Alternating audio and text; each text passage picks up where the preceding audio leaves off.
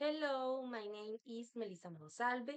In this video, I will talk about how to make a better use of TICS in education.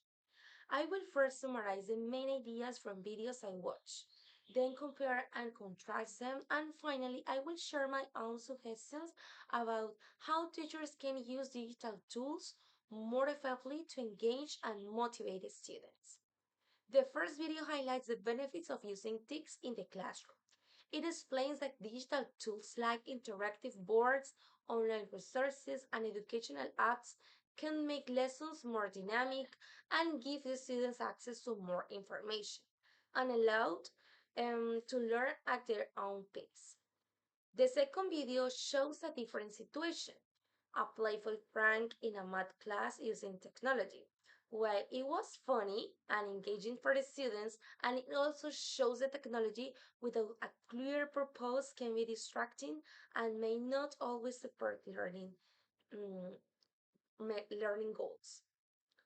Both videos focus on the use of technology in education, but from different perspectives.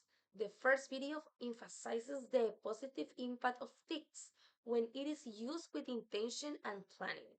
In the second video shows how technology can capture attention and make a class memorable, but it might not improve learning if there is no academic goal. In other words, both videos complement each other.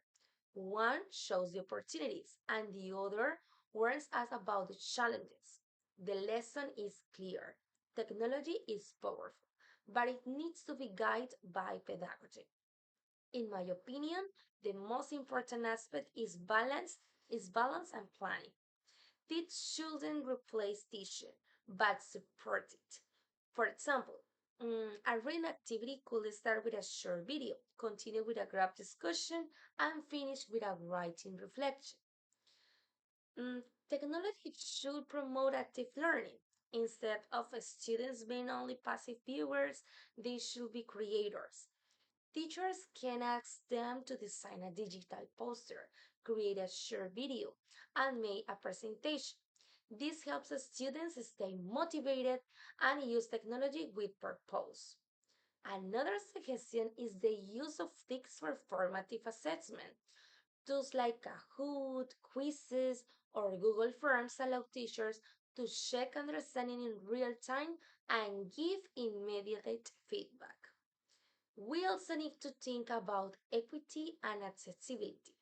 Not all students have the same resources at home, so schools should provide alternatives like shared devices or offline activities to make sure no one is left behind. The teacher training is essential.